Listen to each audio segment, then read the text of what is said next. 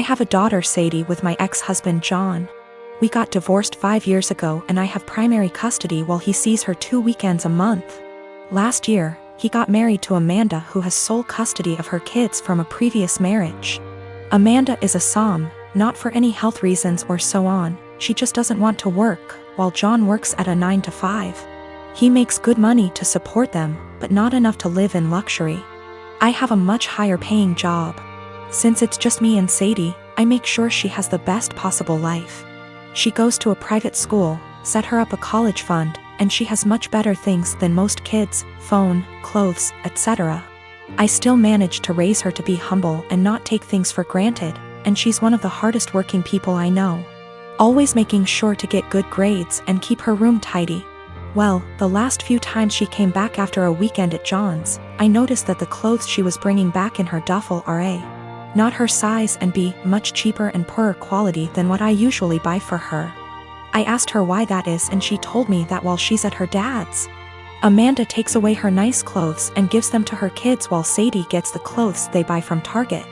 I asked her if she wanted them back, but she said she didn't mind sharing since all her favorite clothes were kept here. The problem came when I went to pick her up last weekend. I had a business meeting and couldn't drive her over, so Amanda offered to just pick Sadie up from school, which hadn't happened before.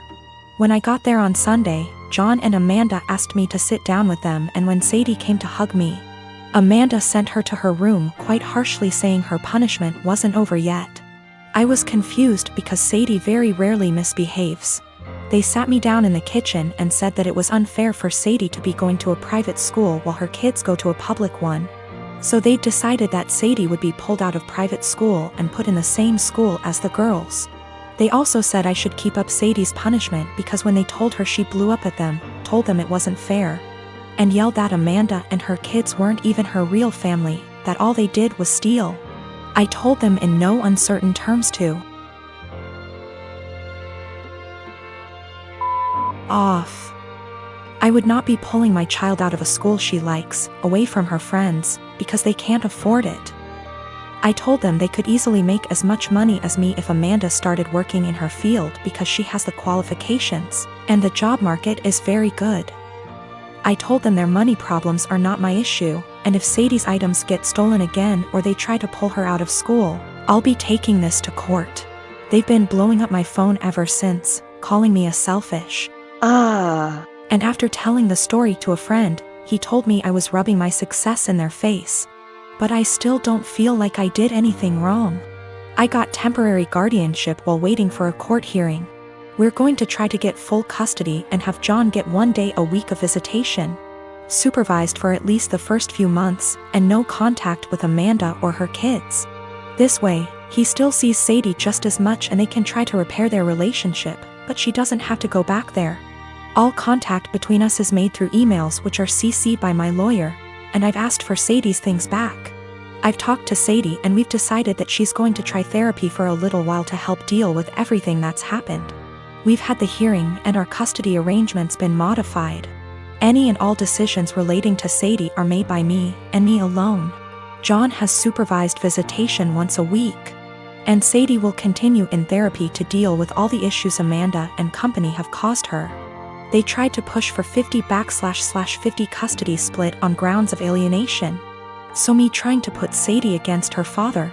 But we made it clear from the start that we wanted to keep Amanda and her children away, and wanted supervision only because we don't feel safe leaving him alone as of yet, but that we were open to modifications. Thanks to that, the proof of stealing, and Sadie's therapist's testimony, their claim was thrown out pretty quickly.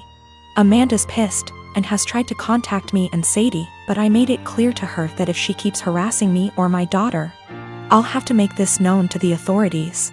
Sadie and I have blocked her everywhere, and any communication between John and us is made through text messages or emails only. My mom and my mother-in-law threw me a surprise baby shower on Sunday and invited all of my family, and most of my friends who are in my hometown. It was great. I don't usually get to see everyone when I visit, so it was really nice to have them all there. My sister is also pregnant. She is 34 weeks and I am 36 weeks. My mom and I have been planning her baby shower with her that will be 2 weeks from now.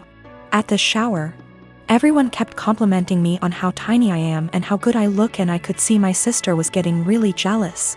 It was really upsetting her, so I tried to change the topic, but after the first little bit she retreated to a table in the corner, with her friend looking incredibly angry. I tried to ignore it and we started playing shower games. Later, her friend asked if any of us knew where she was since she hadn't seen her in a while. Everyone was extremely worried because she wasn't answering her phone, and we thought she could have gone into labor or fallen or something terrible. The shower was in a party room at an arena, so it's a huge building, and everyone there, 70 of us, began searching the entire place up and down looking for her. Many people got into their cars to drive around the area and the different routes to the hospital to see if they saw her car. We also called her husband to see if he had heard from her, and he left work to help look. My other sister found her sulking inside a Timmy's. She refused to come back to the shower because she was upset that she wasn't getting any attention and everyone was fawning over me. It took a while for everyone who left to get back, and while we tried to carry on with the shower, the whole mood was soured and it was really awkward. I'm so upset with her now.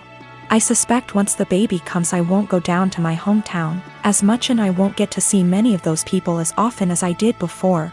So that was my last chance to get together with everyone before the baby. It's not even the first time she's done something like this. At my wedding she complained to anyone who was willing to listen about how my husband is very touchy-feely with me. And now whenever he touches me in any way in front of her she'll grumble and roll her eyes like she is upset that he is attracted to me, or something. He dropped me off at the shower, and when we were talking to friends he was standing behind me holding my belly, and she said, "That's disgusting," and made a gagging noise. She also won't show up to something unless someone has called her to ask where she is and tell her we're waiting for her. It's a little game that she likes to play.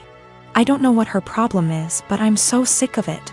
She hasn't spoken to me since the incident and won't return my calls or texts, but I think she owes me an apology. If she can't apologize, I don't think I want to continue to plan and pay for her baby shower. Is that fair?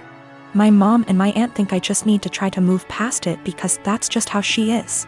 My husband feels differently, and he thinks I should stop doing anything for her because she continuously disrespects us and our marriage. I am a 28-year-old woman and have been married to my husband, a 32-year-old man, since 2018. My husband is ethnically Japanese and a second-generation American. His parents are from Osaka. He kind of sort of half speaks Japanese, mostly sentences he has memorized / greetings. And his parents speak great English. On the other hand, I lived in Japan for 3 years, so I am conversationally pretty good. I have studied hard to get to the level I'm at, and I have passed level 2 of the Japanese language proficiency test. Not great, but not bad. Lately, my husband is super into me calling him Goshijin-sama, which can be translated to my honored husband. It's extremely unusual to call your own husband this, as it is usually reserved for other people's husbands as a respectful term, but it's kind of an anime / Japanese geek culture thing. I was okay with it in private because it makes him happy. Last week went to his parents' house for dinner, and on the way over he asked if I could call him Goshijin-sama all evening. I immediately shot his idea down with a firm no, because that would be super embarrassing. His parents are native Japanese speakers in their 60s. I'm not going to subject them to what you'd pay a waitress in a maid cafe $20 for a cup of coffee to call you. To be honest, I don't think my husband really gets how the phrase is properly used, despite his insistence. He kept trying to convince me, reminding me that he is Japanese and knows what is proper. Despite the fact that I speak better Japanese than him, but I was having none of it. I just shut down and tuned him out. We got there, and sometime into the night I called his name to ask if he wanted a drink. Despite him being in hearing range, he ignored me. I said it again, and this time he looked at me, gave me this pleading shrug, and then turned back to the TV. I didn't get him a drink and just got myself one. A while later, I said his name again, and he audibly sighed. He told me that he wanted me to call him what I call him at home. To which I responded I would most certainly not be calling him what I call him at home. This was all in front of his parents, by the way. On the car drive home, I told him that I wasn't going to call him Goshijin-sama anymore because he can't draw the line between fun, playful couple stuff and his parents. He has sulked for the past week and I don't even know what to do. Normally I would not even consider the possibility that I was wrong here, but he's normally a very rational, reasonable, and respectful person. I feel like I'm being gaslighted and don't know what to do. One of my best friends lives in a different country. We met years ago online and have talked almost daily to what is approaching a decade. We have both flown back and forth once or twice a year to see the other and hang out, and we've always been there for each other's big moments. She found out last year that she is expecting her first child, and it was amazing news for us all. I was so happy for her to start the family I know she's always wanted with her husband. She came to visit a few months into her pregnancy and asked me to be the baby's godmother. I was over the moon. While we live an 8-hour plane ride from each other, I do have a job that gives me decent vacation allowance and deals with certain airlines that makes visiting manageable. I knew that I could be there for her, and told her that whenever she was ready for someone outside of the family to be there, I would make the trip.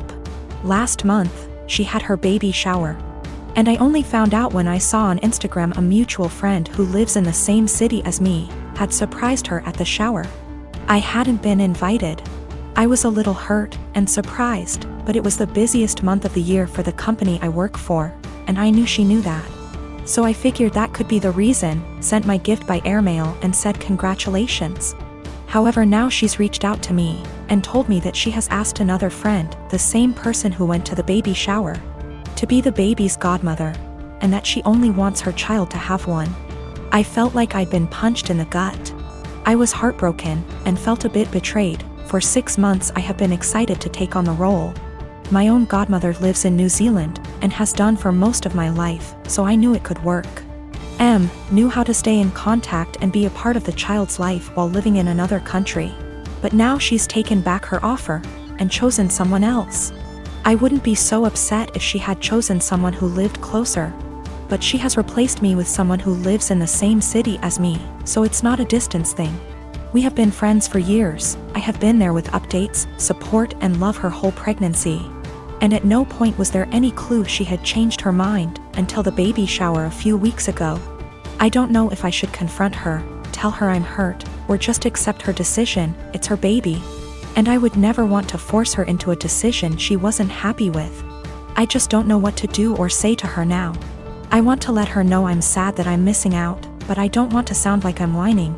And I want to know why she changed her mind, but I'm scared the answer will just upset me.